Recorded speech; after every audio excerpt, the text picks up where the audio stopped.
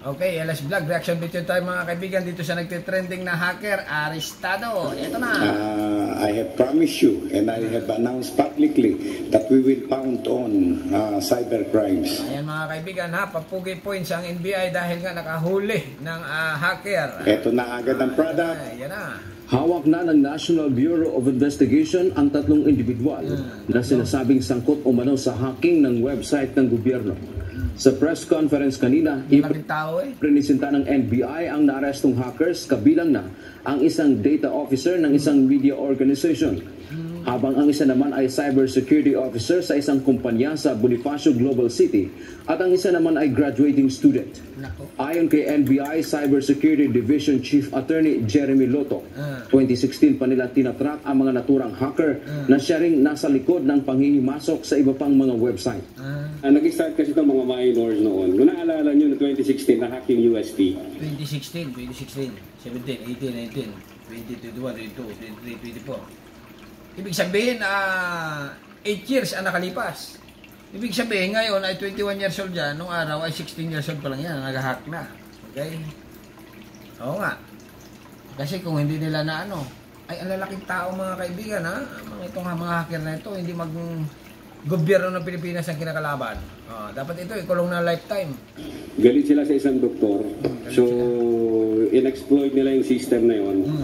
Ang grupo nila noon is Global Security Hackers. Kaya hindi sila magalaw-galaw ng law enforcement. Mga bata pa kasi sila noon eh. Aside from UST, na-exploit din nila yung Dragon Pay. Bukod sa government websites, kasama rin umano sa hinahack ng grupo ang ilang private websites, gayon din ang ilang Facebook at bank accounts. Ang medyo worrisome dito sa nakita namin, si AKA Illusion, yung isa sa mga hacker dito, ang nakita namin sa kanyang device through control viewing, yung mga user account credential ng mga bangko. Binigyan bakit ka ng kamas? PNB, BDO, Union Bank, even Security Bank. Naku, ay bigatin pala itong mga hacker nito. Kala ko ba government lang, pati mga bangko. Ay may yaman na ito. Ay hindi mag-hack ng maayos, ay gobyerno pat mga kapwa Pilipino, yung mga sa Pilipinas pang hinahack, arestado kayo ngayon.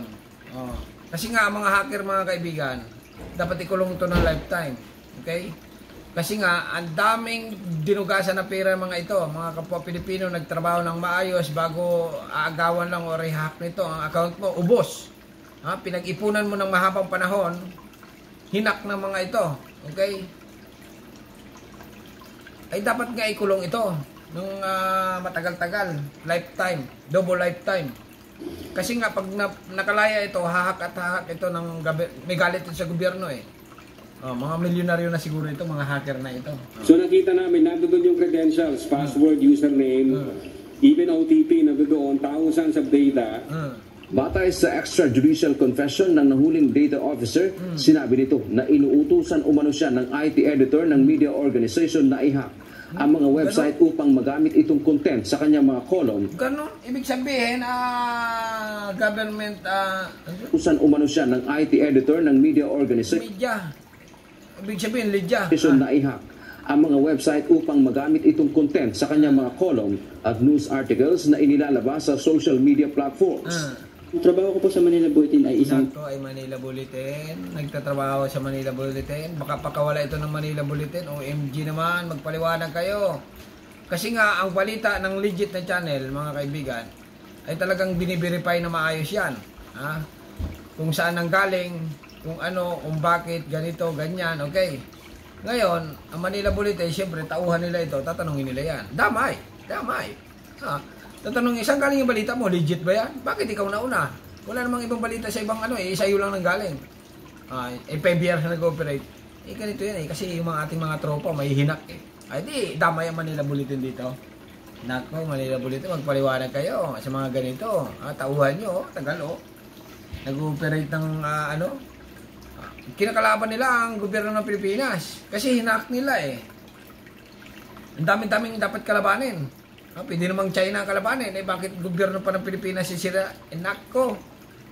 Ay dapat nga ikulong to. Data security officer. So, piniperwisyon nito ang bansang Pilipinas, mga kaibigan. Maliwanag dito ang piniperwisyon nito. ikaw Pilipino, mag-hack ka lang din,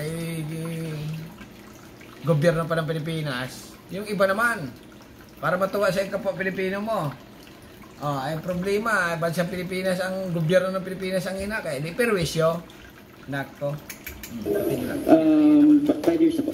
Ako po yung nag-handle ng overall security ng Manila Bulletin. Ako din yung nag-maintain and nagpapatakbo ng mga servers, updates. Yes, that would be... Nako, ay nagpapatakbo ng... Ay, nako, IT talaga ito. No, kasi nga mga kaibigan, sa totoo lang, ang pag-hacker, madali lang pag-aralan yan eh. Napapanood mo na yan kung step by step sa YouTube, sa mga social media. May mga application na rin, okay? Ang utak ng mga kabataan ngayon ay iba na, level up na dahil nga sa mga computer, mga Play Store, mga ganyan. Okay? Kaya lang, ang mga ito, ay pagiging Pilipino nila, ay yun na nga, binabasag nila ang sinisira nila, ang mga government website. Dumudugas pa ng pira sa mga bangko ng kapwa Pilipino rin. Ay, nako. Mr. Art Samaniego. Actually, nakilala ko si Sir Art during my Pinay Lulsec days. So, I will send him details of my exploit, kung paano ko ginawa yung exploit, show him what we call the POC or proof of concept para mapatunayan ako mismo yung nag-hack and may hacking na nangyari. Ay, kanon, ibig sabihin, alam ng Manila Bulletin ito, yung ginagawa nyo, ang trabaho nyo, na hinaki nyo kasi binabalita eh. Alam. Ibig sabihin, ang promotor natin, di Manila Bulletin din, umamin ka na.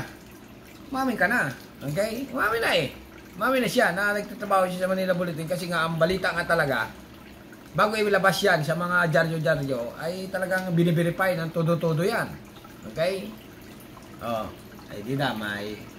Kasi nag-empleyado lang siya, ibig sabihin pasulduhan lang siya. Nako. So, nag-send po ako sa kanya ng database para mapatunayan na ito yung data, paano nangyari, ito yung civility. And ito yung po gagawin niya ng article. Dagdag po gagawa niya ng article. Ito, malaki umano ang naitulong sa kanya ng kanilang tech editor upang maipasok siya ng trabaho sa media company. Actually, malaki yung natulong sa akin ni Mr. Art Samaniego kasi siya yung nagpasok sa akin ng bulletin.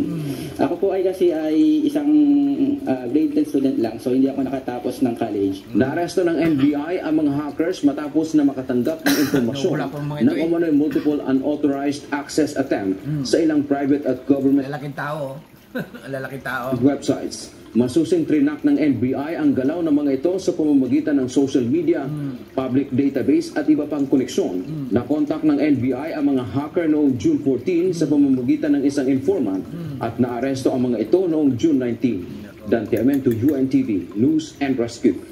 Diyos ang aming sandigan, serbisyo publiko. Ayan na nga mga kaibigan, tapos na, okay? Hacker. Pagiging hacker, yung mga dati, virus, okay? Sa ngayong panahon, madali na gumawa ng mga virus. Sa ngayong panahon, madali na rin mag-hack, okay? Maging hacker, dami spammer, ganyan, scammer ng mga Ang importante dyan yung mga Gmail yung mga email, kasi dyan nakakonekta lahat Pag yan ay nalaman nila, ay di parang hacker na rin sila, okay? Gagawa sila ng mga fake account, fake website. Diyan na nagsisimula. Pag in-interview ka ng mga ito hanggang makuha yung mga information, ayan na. Sigurado, tingin ko maraming nadugas mga pira ito. Kasi nga, nag-hack din ito ng mga bangko Alright? Paala na kayo mga kaibigan. Ano masasabi nyo dito sa hacker ng mga ito? Na talaga naman pasaway, ha? Pasaway, ayaw gumawa ng patas. Pwede naman mag-YouTube para kumita ng pera. Pwede naman mag-Facebook. Pwede naman mag-TikTok. Ay talagang gusto pang mag-hack Gusto pang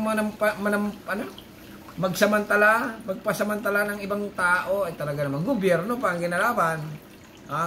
Imbis na tulungan ang sariling bansa na maging maunlad, ay perwisyo pa. Okay? Hanggang dito na lang mga kaibigan. Ano masasabi nyo sa mga hacker na ay babaling pagpapaluin gaganito Kulong na yan, lifetime. Okay, subscribe my channel. Don't forget, comment, bye-bye.